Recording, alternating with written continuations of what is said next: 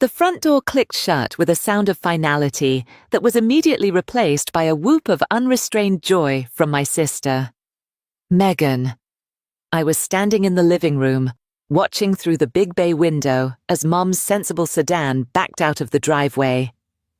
She gave one last wave, a familiar gesture that was equal parts, "I love you.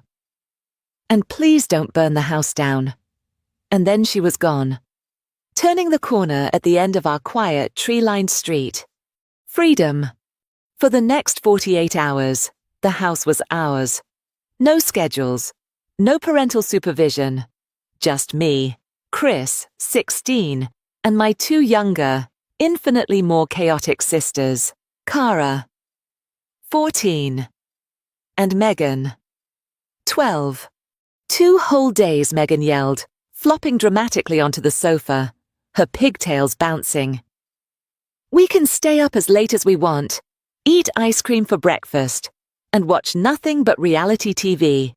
Cara, ever the sophisticated older younger sister, rolled her eyes from her perch on the armchair. Don't be so basic. Meg, we can do better than that. She looked over at me, a sly glint in her eye that I knew all too well. It was the look that preceded most of the ridiculous, ill-advised, yet somehow memorable schemes of our childhood. What about you? Chris, she asked. What are your grand plans for this glorious weekend of independence? I shrugged, running a hand through my hair, which had gotten frustratingly long over the summer. It fell just past my shoulders, a constant annoyance that kept flopping into my eyes. Probably just play some video games. Maybe finish that book for school. I was the boring one, the responsible one. It was a role I had accepted, mostly because it was easier than fighting the whirlwind of energy that was my sister's. Video games, Cara scoffed, but her tone was playful, so predictable. We settled into a comfortable rhythm for the first few hours. A lazy Friday morning unfolded with cartoons we were all too old for. A bowl of sugary cereal passed between the three of us, and the lazy hum of summer drifting in through the open windows. It was peaceful, it was simple, and it was about to end. I was slouched on the floor, leaning against the couch and trying to see the TV screen around the curtain of my own hair. I pushed it back for the 10th time, letting out an exasperated sigh. That was all the opening Cara needed. You know. Chris, she said, her voice deceptively sweet.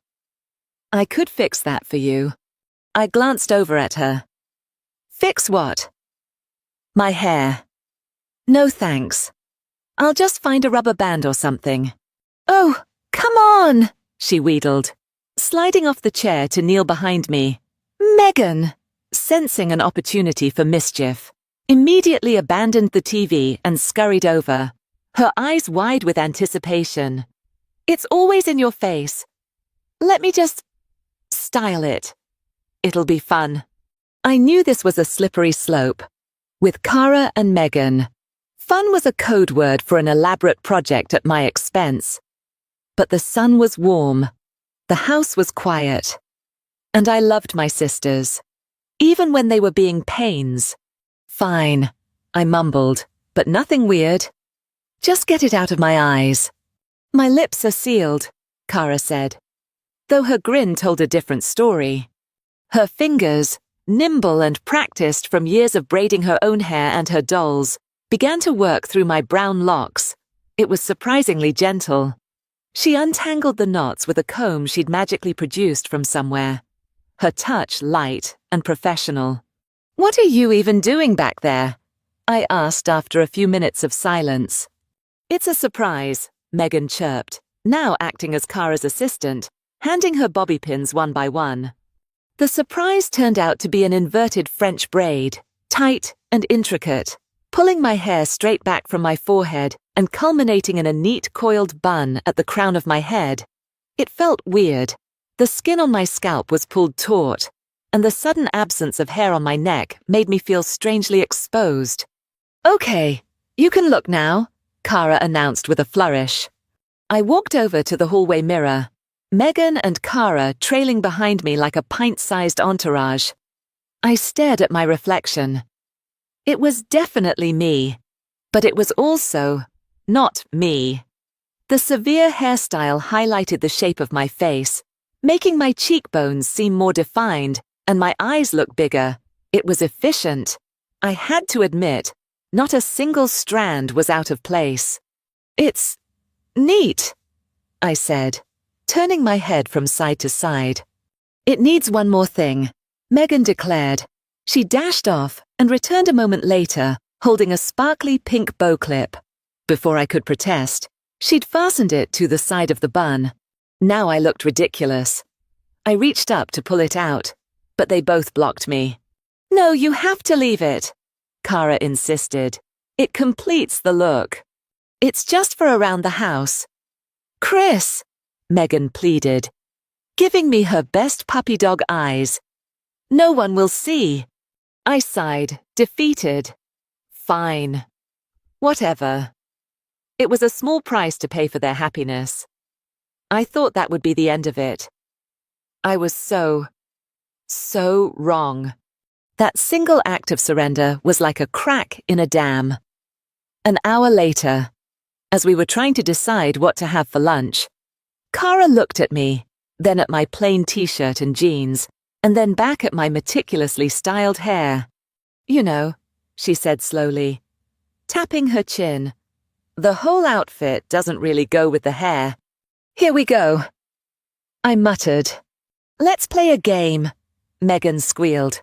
"A makeover game, like on TV." "Absolutely not," I said, standing my ground. The hair was one thing. "We are not playing dress up." "Why not?" Cara challenged, her eyes sparkling with competitive fire. "Are you scared?" "No, I'm not scared. It's a stupid game for little kids." "It's not." "It's about fashion," she corrected me loftily. "It's about exploring aesthetics. And besides, we're bored." "Please. Chris, just for a little while. We'll make you a deal. If you let us give you one full makeover, we'll do all the dishes for the entire weekend." That was a tempting offer. The sink was already starting to pile up. I weighed the options: a weekend of domestic freedom versus a couple of hours of mild embarrassment. "One makeover," I said, pointing a finger at them. "And then you leave me alone, and you do all the dishes. No complaining." They agreed so quickly it should have been a red flag. They dragged me upstairs, not to my room, but to Cara's. Her closet was a portal to another dimension. It was crammed with clothes, some from her current fashion phase, others from years past. She started pulling things out with a manic energy. "Okay, for the first look. We need something iconic," she mused, tossing a sequined top onto her bed. I know Megan shouted, "The cheerleader uniform." My blood ran cold. No. No way. Absolutely not. The uniform in question was from Cara's brief. One season stint on the middle school cheer squad 2 years ago. It was a relic she refused to throw away. It consisted of a short pleated navy blue skirt and a matching sleeveless shell top with the school's Wildcats logo stitched in gold. "It's perfect," Cara said, holding it up against me. "It'll totally fit." "You're skinny." "I don't care if it fits. I'm not wearing a cheerleader uniform." "You promised," they chorused. "One makeover." They had me cornered, legally and emotionally, with a groan that seemed to come from the very depths of my soul. I took the uniform and retreated to Cara's bathroom to change. The fabric was a thick, slightly scratchy polyester, a material designed for durability, not comfort. The top was snug, constricting my chest in a way my loose t-shirts never did. But the skirt was another level of alien. It was so short. I was used to the comforting weight and coverage of jeans, the way they protected and defined my space. This felt like wearing nothing. The pleats flared out around my hips. and I felt a draft on my thighs that was both novel and deeply unsettling. I looked at myself in the bathroom mirror, a lanky teenage boy with a girl's hairstyle, wearing a cheerleader's uniform. It was an image of pure absurdity. Taking a deep breath, I opened the door. Cara and Megan burst into applause. "It's even better than I imagined," Cara cried. "Twirl." "Chris, twirl," Megan demanded. "I'm not twirling." They weren't done. They made me sit in front of Cara's vanity mirror, a shrine of lotions, powders, and colourful palettes. This was the part I dreaded most. "Okay, now for the face," Cara announced, brandishing a makeup bag. I squeezed my eyes shut. Just be quick about it. I felt the strange sensation of a damp sponge dabbing cold liquid foundation across my face. It smelled faintly of chemicals and flowers. Then came the tickle of a soft brush dusting powder over my cheeks, my forehead, my nose. It felt like being tickled by a ghost. "Hold still," Megan commanded as she came at me with an eyelash curler. The metal device was like a tiny medieval torture instrument. I flinched as it clamped down on my lashes. Then came the mascara, a wet, spidery feeling as she painted my lashes black. Cara handled the more artistic elements, a shimmer of gold eyeshadow that matched the Wildcats logo, a thin, precise line of black eyeliner that made my eyes feel tight, and finally, the lipstick. "Pucker up," she said. I refused. She sighed and grabbed a tube of lip gloss instead. "Fine, we'll go with something more subtle." She smeared a layer of sticky, strawberry-scented gloss on my lips. The feeling was disgusting. "All right," she said, stepping back to admire her handiwork. "The masterpiece is complete. We shall call her Christina." "That's the dumbest name I've ever heard," I grumbled, but my voice was muffled by the gloss. "Open your eyes." "Christina," Megan whispered dramatically. I did. I stared at the person in the mirror, and for a solid 10 seconds, my brain couldn't process it. The person looking back at me was pretty. The makeup, as much as I hated the feel of it, had softened my features. The eyeliner made my eyes pop. The gloss made my lips look fuller, and the severe hairstyle gave my face an almost elegant structure. The cheerleader uniform looked less like a joke and more like a costume on a character. It was me, but it was a version of me I had never conceived of. I was a teenage girl, a very tall, slightly awkward teenage girl, but a girl nonetheless. "See," Cara said softly, her voice filled with genuine pride. "You look amazing." I didn't know what to say. I felt a bizarre cocktail of emotions, deep-seated embarrassment, a flicker of anger at being manipulated, but also a sliver of fascination, a strange, unnerving curiosity. Who was this Christina? They didn't stop there. The cheerleader uniform was just the starter look. Next came a plaid, pleated skirt, and a crisp, white button-up blouse, an old-school-style uniform. The cotton of the blouse was stiff and formal, the buttons tiny and difficult to manage. The skirt was longer than the cheer one, but it still swished around my knees in an unfamiliar way. Then came the pièce de résistance. Cara pulled out a blouse made of pure, liquid-like silk, a deep emerald green. "My favorite," she whispered reverently. "Mom got it for me, but it's a little too big." She paired it with a simple black A-line skirt. "Go on," she urged. "Try it." Sighing, I changed again. The moment the silk touched my skin, I stopped. It was nothing like the scratchy polyester or the stiff cotton. It felt like cool water flowing over my shoulders and arms. It was so light it was almost weightless, draping over my torso in a way that felt incredibly soft and smooth. I'd spent my entire life in cotton t-shirts and hoodies. This was a completely different sensory experience. It was luxurious. It was nice. I hated that I thought it was nice. The A-line skirt was less intimidating.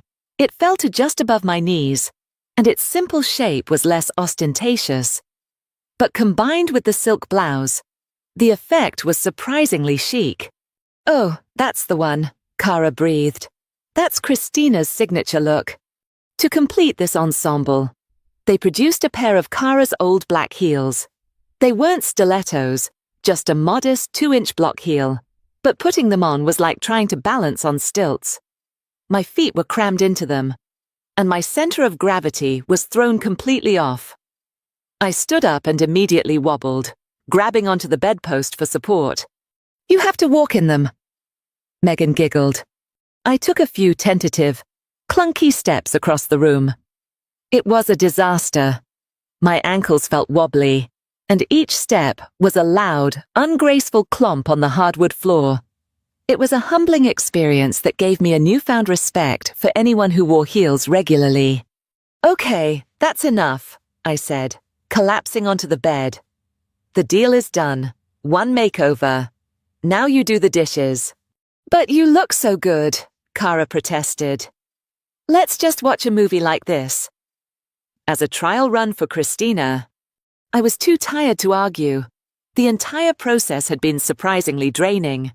So that's how I spent my Friday evening sitting on the living room couch, dressed as Christina in a green silk blouse and a black skirt, my hair still in its tight bun, a sparkly pink bow mocking me from the side. We watched some dumb action movie, and I tried my best to ignore the feeling of the soft silk against my skin, the tightness of the skirt when I sat down, and the faint, sweet smell of makeup. But as the movie credits rolled and my sisters started to doze off, I caught my reflection in the dark screen of the TV. I saw a stranger, a girl named Christina, looking back at me. And for the first time, hidden in the shadows of the living room, I didn't just feel embarrassed or annoyed. I felt a strange, quiet sense of freedom, the freedom of being someone else, just for a little while. It was a dangerous thought, and I quickly pushed it away. It was just a game. I told myself, a silly game to make my sisters happy. It had to be. I woke up on Saturday morning with the distinct feeling of a phantom weight on my head.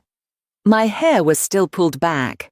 Though the bun had loosened in my sleep, I had managed to stumble to my room late last night and change back into my own clothes, a worn-out grey t-shirt and plaid pajama pants, but the memory of the weekend's events lingered like a weird dream.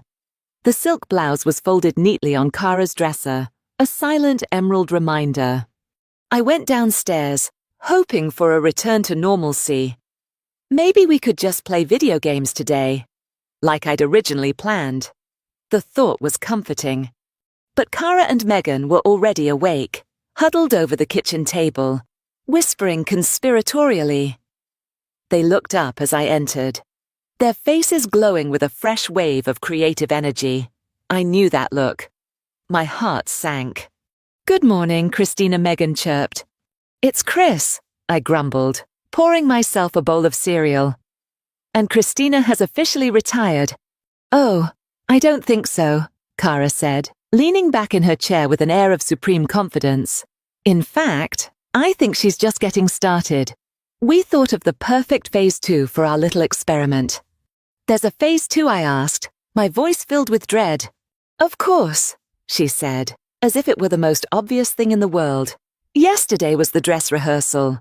Today is the main performance." Megan could barely contain her excitement. "We're going to the fair." The annual town fair was a summer staple in our small community. It was a modest affair, a few rickety rides, some carnival games with impossible odds, and stalls selling fried dough and cotton candy. It was also a place where you were guaranteed to see everyone you knew, classmates, neighbors, teachers. It was the absolute last place on earth I wanted to be while dressed as a girl. "No," I said flatly. "Not happening. Forget it. There is a 0% chance I am leaving this house dressed like that." "But Chris, You have to. Megan pleaded, her voice trembling with manufactured despair. We already planned the perfect outfit for you. It's very discreet. Very classy. No one will even know it's you. They'll know it's me because I'll be the 6-foot-tall guy in a dress, I whisper shouted, gesturing wildly with my spoon and sloshing milk onto the table. You're not that tall. Cara sniffed. And you'd be surprised. With the right clothes and posture, you could totally pass.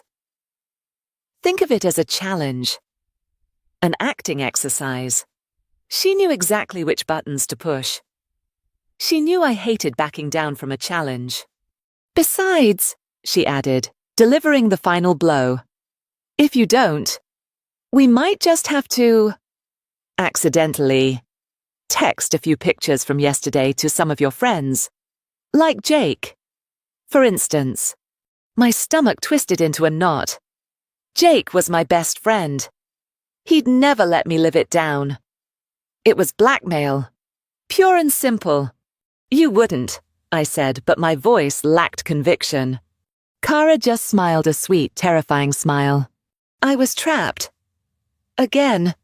An hour later, I was back in front of Cara's vanity, submitting to their ministrations. This time, the mood was more serious, more focused. They were artists preparing for a gallery opening. The outfit they'd chosen was, as promised, more subdued than the cheerleader uniform. It was a midi skirt, the kind that fell to mid-calf. In a lovely pastel blue color, the fabric was a soft, crinkled cotton blend that felt light and airy. When I put it on, I was struck by how much freedom of movement it allowed, swishing around my legs as I walked. It was paired with a simple, cream-colored knit sweater with 3/4-length sleeves and a pair of plain white flats. The flats were a godsend. I didn't think I could have handled heels in public. See? It's elegant, Cara said, adjusting the way the sweater sat on my shoulders. Very girl on a weekend trip to the coast. The makeup application was more refined this time, too. Less shimmer. More natural tones. A light foundation. A touch of blush to give my cheeks some color. A neutral brown eyeshadow to define my eyes. And a coat of mascara. They finished with a tinted lip balm that was far less sticky than the gloss from the day before. For my hair, they undid the severe bun and brushed it out, letting it fall in soft waves. Then they pulled the front sections back and secured them with a simple clip, leaving the rest to hang freely down my back. When I looked in the mirror, the effect was startling. Christina looked less like a caricature and more like a real person, a shy, quiet girl with long brown hair. If you didn't look too closely, if you didn't notice the width of my shoulders or the size of my hands, you might actually be fooled. Okay, I said, my voice barely a whisper. Let's just get this over with. Walking out the front door was one of the most nerve-wracking moments of my life. The familiar wooden porch felt like a stage, and the quiet suburban street felt like a stadium full of spectators. The sun was bright, the air was warm, and I could feel a gentle breeze slip under the hem of my skirt, cooling my bare legs. It was such a foreign sensation. My entire life, my legs had been encased in the rough denim of jeans. This feeling of open air was both liberating and terrifyingly vulnerable. Every rustle of the leaves, every distant car engine, sounded like an approaching judgment. Just walk normally, Cara instructed from my side. I'm trying, I hissed, but I feel like I'm walking on eggshells. You're clumping, she said. Soften your steps. And don't swing your arms so much, Nata. And for God's sake, stop slouching. Girls have better posture. I tried to incorporate her flood of directions, straightening my back, taking smaller steps, letting my arms hang more delicately at my sides. It felt completely unnatural. Like I was a puppet and they were pulling the strings. Megan walked on my other side, holding my hand. Her grip, a small, reassuring anchor in a sea of anxiety. The fair was a 10-minute walk away. By the time we saw the colourful tents and the spinning Ferris wheel in the distance, my palms were slick with sweat. The air was thick with the smell of popcorn and grilled hot dogs, and the cheerful cacophony of carnival music and shouting children grew louder with every step. We paid our admission and stepped inside. It was a sensory onslaught. Crowds of people milled about families, couples, groups of teenagers from my high school. I immediately pulled my head down, trying to use my long hair as a curtain to hide my face. "Head up! Christina!" Cara whispered fiercely. "You look suspicious when you hide. Be confident." Confident? Right. I felt about as confident as a mouse at a cat convention. We started by walking through the game stalls. My sisters, bless them, tried to act as buffers, flanking me and drawing attention to themselves by loudly debating which game to play first. I tried to focus on their chatter, on the bright colors of the stalls, on anything other than the faces in the crowd. I felt 1,000 imaginary eyes on me, dissecting my every move. Was my walk right? Was my voice, which I was trying to keep to a minimum, too low? Did that person just give me a weird look? My paranoia was cranked up to 11. "Ooh, let's do the ring toss," Megan said, dragging us toward a booth run by a bored-looking teenager. As Cara paid for a bucket of rings, I felt a tap on my shoulder. I froze. My blood turned to ice. This was it. I was caught. Slowly. I turned around, and my worst fear was realized. It was Jake. My best friend. Jake. With his goofy grin and perpetually messy blonde hair.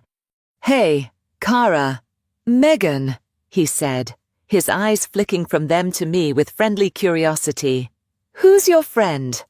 My brain went completely blank. All the scenarios, all the potential escape routes, vanished. I couldn't speak. My throat was as dry as dust. Cara, to her credit, didn't miss a beat. She stepped forward smoothly, putting a protective arm around my waist. "Jake!" "Hi," she said with dazzling brightness. "This is our cousin, Christina. She's visiting from out of state for the weekend." "Christina," Megan echoed, nodding vigorously. Jake's eyes met mine. "Christina," he repeated, his smile widening. "Nice to meet you. I'm Jake." He held out his hand. My own hand felt huge and clumsy as I placed it in his for a brief, awkward shake. "Hi!" I managed to squeak out. My voice was an octave higher than usual, a strangled, breathy sound that didn't sound remotely human. "So, you're Chris's cousin?" Jake asked, his gaze still on me. There was no recognition in his eyes. None at all. He just saw a tall, shy girl. The disguise was actually working. The realization sent a jolt of something part terror, part sheer, giddy astonishment through me. Yeah," I squeaked again, then cleared my throat and tried for a softer, more measured tone. From Oregon." I picked the first state that came to mind. "Cool.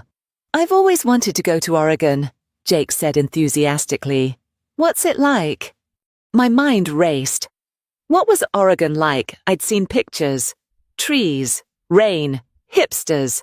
"It's rainy," I said, wincing internally at my own lameness. Cara jumped in to save me. "Christina's super shy," she explained to Jake, patting my back. "It takes her a while to warm up to people." She shot me a look that said, "Say something, you idiot." "We were just about to get some fried dough," I said, the words tumbling out in a rush. "It was nice meeting you." "Jake!" I practically dragged my sisters away from the stall, my heart hammering against my ribs. "Sorry, Jake, Gotta go, Kara called back over her shoulder. Cousin bonding time. We didn't stop moving until we were on the other side of the fairgrounds, hidden behind the relative anonymity of the petting zoo. I leaned against a wooden fence, my legs feeling like jelly. I can't believe that just happened. I gasped, clutching the soft fabric of my sweater. You did it, Megan whispered, her eyes shining. He totally bought it. He thought you were a girl. He thought I was a girl from Oregon who can't talk. I corrected her, but there was no heat in my words. I was too stunned. A strange feeling was blooming in my chest. The initial terror of being seen had been replaced by a dizzying, electric thrill. I had walked into the lion's den, faced my best friend, and walked away completely undetected. I had pulled it off. The performance had been a success. For the rest of the afternoon, a subtle shift occurred within me. The crushing anxiety didn't vanish completely, but it receded, replaced by a budding, tentative confidence. I was Christina, the shy cousin from Oregon. The role gave me a kind of armor. When a woman at the cotton candy stand called me Hon, I managed a small, convincing smile instead of flinching. When we sat on a bench to eat our snacks, I remembered to cross my legs at the ankle, a small detail Kara had coached me on. I was still hyper-aware of everything, the way the midi skirt billowed around my calves when I walked, the light weight of my hair on my back, the pressure to keep my voice in a softer register, but it felt less like a burden and more like a part of the costume. The fear was still there, a low hum beneath the surface, but now it was mixed with a potent, undeniable excitement. I was navigating a world that wasn't mine, under an identity that wasn't mine, and I was succeeding. I was discovering that hiding behind a mask of makeup and a different name was strangely empowering. It was a secret adventure, and only my sisters and I were in on it. As we walked home, the setting sun casting long shadows across the pavement, I found myself walking with a lighter step, the pastel blue skirt swishing gently with a rhythm that was starting to feel less alien and more mine. The adrenaline from the fair carried me through the rest of the afternoon. We got home, and I felt a strange reluctance to change back into my old clothes.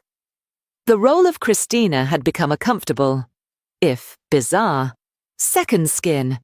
We ordered a pizza, and I ate it while still wearing the skirt and sweater, feeling a weird sense of defiant fun in the act. The day had been a success, a trial by fire that I had somehow passed. I figured the great weekend experiment was winding down. As evening fell, we sprawled out in the living room, full of pizza and basking in the glow of our shared secret. I was just starting to think about a long hot shower to wash off the day's makeup and anxiety when Kara sat up. A look of profound revelation on her face. I just had the best idea, she announced.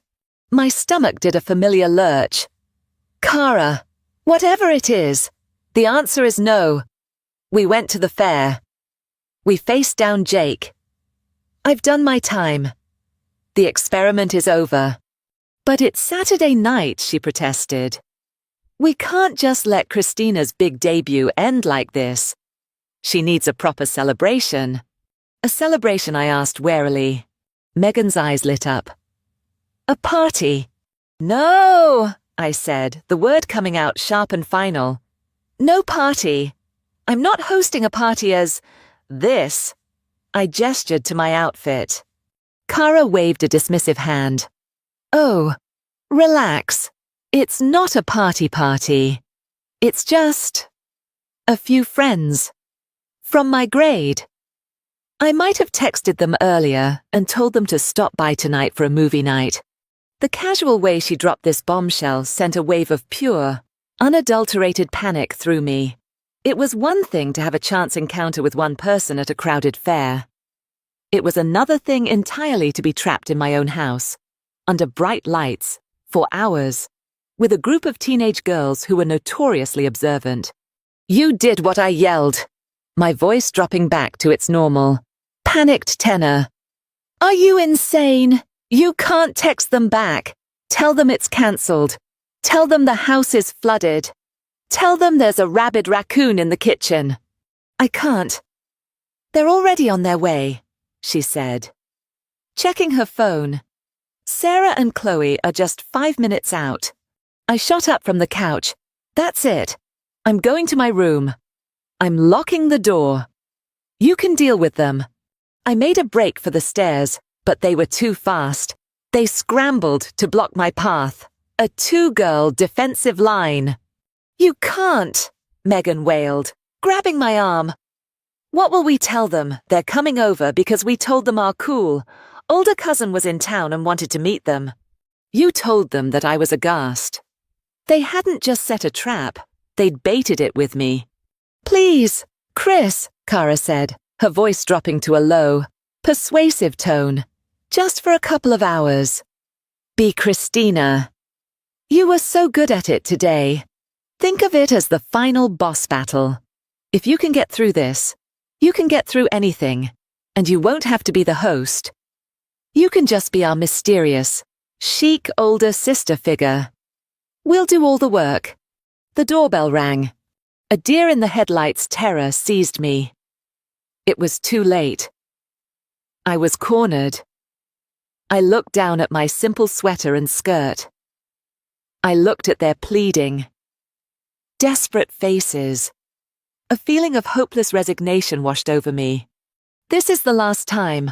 I ground out, after tonight, Christina is dead and buried. Got it. They nodded in unison, their expressions a mixture of relief and triumph. One more thing, Cara said, her eyes gleaming. You can't greet them in your daywear. This is a party. You need a party dress. Before I could protest, she was dragging me by the hand up the stairs and into her room. The next 10 minutes were a whirlwind of frantic activity. The elegant midi skirt and sweater were cast aside. In their place, Cara pulled out a dress I had never seen before. It was a cocktail dress she'd bought for a school dance and then decided was too much. It was made of a dark navy fabric covered in tiny, glittering silver sequins that caught the light like a constellation of stars. It was sleeveless, with a modest V-neck, and the hemline hit a few inches above my knees. This is it, she breathed. Holding it up. Putting it on felt like dressing for my own execution. The fabric was surprisingly heavy from the sequins, and it was lined with a smooth, cool satin that felt slick against my skin. The cut was more form-fitting than anything I'd worn yet. Hugging my torso and flaring out slightly at the hips, it was, without a doubt, a dress. There was no hiding in this. The doorbell rang again, more insistently this time. Hurry, Megan hissed from the doorway. Cara worked frantically on my hair and makeup, refreshing the blush, adding a darker, smokier eyeshadow, and a touch of shimmery highlighter to my cheekbones. She swapped the simple clip in my hair for a more intricate twist, piling it up in a way that looked effortlessly elegant. The final touch was a pair of low, strappy silver heels that were even more precarious than the black ones from yesterday. I took one last horrified look in the mirror. The person staring back was a complete stranger. A tall, sparkly stranger who looked like he was about to have a panic attack. Just remember, Cara whispered as she pushed me towards the stairs. Soft voice. Good posture. You're Christina. You're cool. You're aloof. You're from Oregon. You've got this. I did not have this. I descended the stairs with the rigid posture of a robot, each step in the treacherous heels a calculated risk. Cara and Megan's friends, Sarah and Chloe, were standing in the entryway. They were both girls from my school, a year or two younger than me. I knew them by sight. They stared at me with open curiosity. Sarah, Chloe, this is our cousin, Christina, Cara announced grandly. Wow. Hi, Sarah said, her eyes wide. Cara told us you were visiting. That dress is amazing. Thanks, I managed. my voice a soft, controlled murmur. I focused on a spot on the wall just over their heads, trying to project an air of detached coolness rather than abject terror. The evening passed in a surreal blur. We put on a movie, but no one was really watching it. The girls were more interested in interrogating Christina. They asked me about Oregon, about my school, about my friends. I fed them a string of vague, non-committal answers, relying on Cara to jump in and elaborate on my behalf whenever I faltered. Christina's really into photography. Cara would invent. She's super artistic. I would just nod slowly and give a small, mysterious smile, hoping it looked profound and not like I was about to be sick. The hardest part was the physical performance. I was intensely conscious of my every move.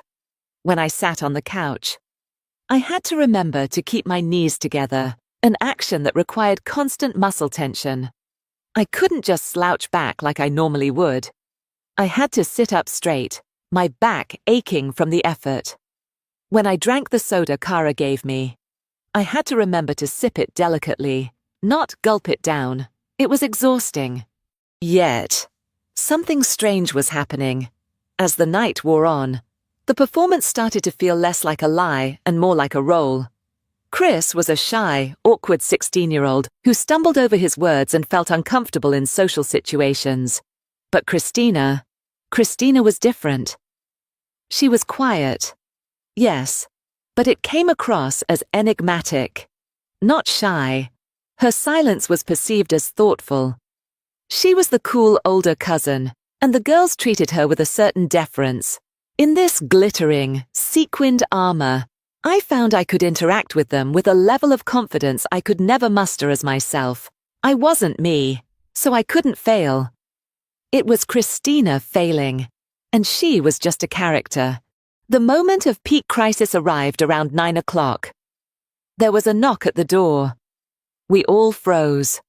"I'll get it," Cara said, shooting me a panicked look. It was Mrs. Gable, Chloe's mum, stopping by to drop off a textbook Chloe had forgotten. She was a pleasant but sharp woman, the kind who didn't miss a thing. "Oh, hello girls," she said, stepping into the entryway. Her eyes immediately landed on me, sparkling under the living room lights. "And who is this?" "This is Christina, Mum," Chloe said. "Cara and Megan's cousin." "Mrs. Gable smiled warmly. "Well, it's a pleasure to meet you. Christina, what a lovely dress. Are you enjoying your visit?" My heart was a jackhammer. This was an adult, a mum. Her powers of observation would be far greater than a bunch of 14-year-olds. I stood up, my movements stiff in the heels. "Yes, thank you, Mrs. Gable. It's been very nice." I kept my voice soft and my sentences short. "You have a lovely family here," she said, her eyes scanning my face. I felt like a bug under a microscope. "You have your mother's eyes. You know." The comment was so unexpected, it almost made me laugh.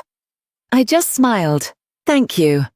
She handed the textbook to Chloe, said her goodbyes, and left.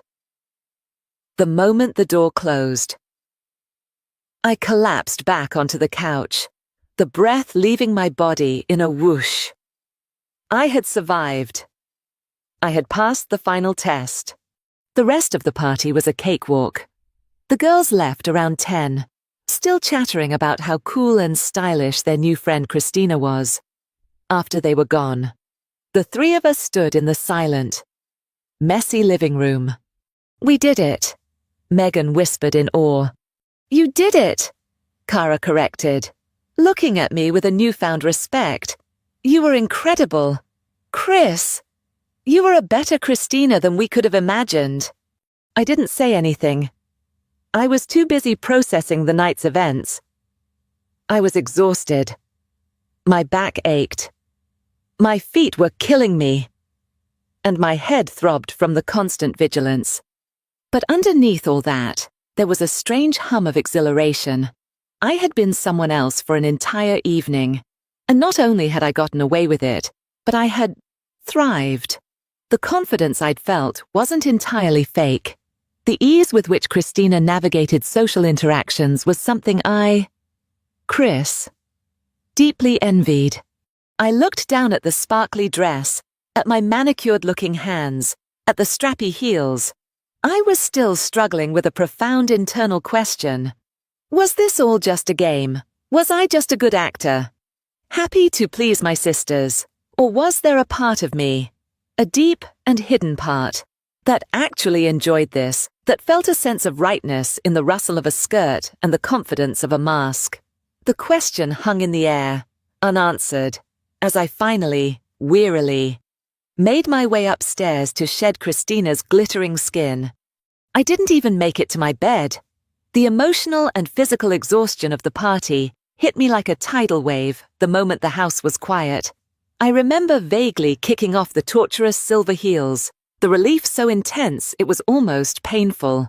Then I collapsed onto the living room couch, the sequined dress scratching uncomfortably against the cushions, and fell into a deep, dreamless sleep.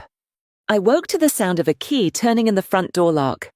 For a moment, I was disoriented, my mind foggy with sleep. The early morning sun was streaming through the bay window, illuminating dust motes dancing in the air. The house was a disaster zone of pizza boxes and empty soda cans, and I was still on the couch, crumpled and stiff, wearing a sparkly navy blue cocktail dress. The lock clicked, the door swung open, and my mum walked in. She was a day early. Panic, cold, and absolute, seized me. My mind screamed, "Get up! Run, hide!" But my body was frozen, paralyzed by a mixture of sleep, shock, and sheer horror. There was nowhere to run. There was no time to change. This was it. The game was over. Mum stepped inside, dropping her travel bag by the door. She took in the scene with a practiced, weary sigh, the messy living room, the remnants of an unauthorized party. Then her eyes landed on me. They widened, just for a second. Her gaze traveled from my sleep-mussed, elaborately styled hair, down the sequined dress, to my bare, decidedly masculine legs and feet. I braced myself for the explosion. For the yelling, the confusion, the disappointment, the endless, awkward questions. The silence stretched for what felt like an eternity. My heart pounded so hard I could feel it in my throat. I just stared at her, unable to speak, waiting for the verdict. And then, the most unexpected thing in the world happened. A slow smile spread across her face. It wasn't a mocking smile, or an angry one. It was a smile of pure, unadulterated amusement. She let out a soft chuckle. "Well," she said, her voice calm and laced with laughter. "I had a feeling this day would come eventually. I just didn't think it would involve sequins." I just kept staring, my brain refusing to compute her reaction. She walked over, stepping around a stray pizza crust, and sat on the coffee table opposite me. She looked at me, really looked at me, and her expression softened into something warm and understanding. "Cara and Megan," she asked, though it wasn't really a question. I managed a weak, shaky nod. "I figured," she said, reaching out and gently tucking a stray strand of hair behind my ear. Her touch was so gentle, it almost made me cry. Their makeover games have been getting more ambitious over the years. I suppose it was only a matter of time before they roped in their very patient, very indulgent older brother. I can explain," I stammered, the words feeling thick and useless in my mouth. "You don't have to," she said softly. "Chris, I know your sisters, and I know you. I know you'd do just about anything to make them happy." She paused, her eyes twinkling, though I have to admit, the execution is rather impressive. The smoky eye is a nice touch. A choked laugh escaped my lips. It was a sound of pure relief. The mountain of anxiety I'd been carrying all weekend crumbled into dust. She wasn't mad. She wasn't horrified. She just understood. At that moment, Cara and Megan appeared at the top of the stairs, drawn by the sound of our voices. They saw Mum, saw me on the couch, and froze, their faces paling with guilt and fear. "Mum." "You're home early," Cara said, her voice unnaturally high. "I am," Mum said, not even turning around. "And we will be having a long talk about unapproved parties and the state of this living room. But first," she turned back to me, "I think someone might want to go put on some more comfortable clothes." I had never scrambled off a couch and up a flight of stairs so fast in my life. I shut my bedroom door behind me and leaned against it, my whole body trembling with a strange mix of leftover fear and overwhelming relief. I tore off the sequined dress, letting it fall into a glittering pile on the floor. I scrubbed my face raw with soap and water, watching as Christina swirled down the drain in a murky cloud of foundation and mascara. I pulled on my oldest, softest hoodie and a pair of worn-out sweatpants. They felt like a suit of armor.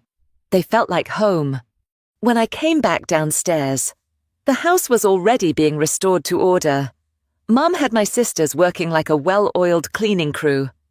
She handed me a trash bag without a word, and the four of us worked in a comfortable, familiar silence until the living room looked like itself again.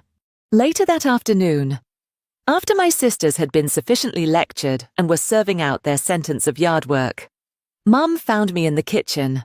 "So," she said, leaning against the counter as I made myself a sandwich, "how was your weekend, really?" I hesitated, unsure of what to say. It was weird. "I'll bet," she said with a small smile. "Look, Chris, I want you to know something. What you wear, how you do your hair, that's just stuff. It doesn't change who you are.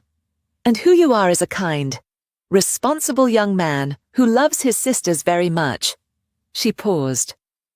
"But I also want you to know that it's okay to explore. It's okay to be curious. Life is about figuring out who you are. And sometimes that means trying on different versions of yourself. Literally. In your case." Her words were a gift.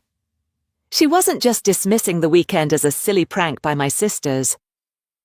She was acknowledging my experience in it. She was giving me permission to not have all the answers. "Did you hate it?" she asked gently. I thought about it. I thought about the initial horror, the crushing anxiety of walking through the fair. But I also thought about the strange thrill of fooling Jake. I thought about the surprising confidence I felt at the party. And I thought about the simple, unexpected pleasure of the cool silk blouse against my skin. "No," I said, my voice quiet but sure. "Not all of it." She just nodded, a deep and knowing look in her eyes. "Okay," she said. That's all I needed to know. The weekend changed things, but not in the dramatic, explosive way I had feared. Life mostly went back to normal, but the dynamic between me and my sisters had shifted. There was a new unspoken understanding between us, a shared secret that had bonded us more tightly than ever.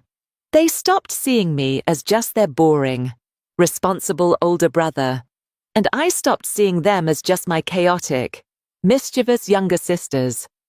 We were a team.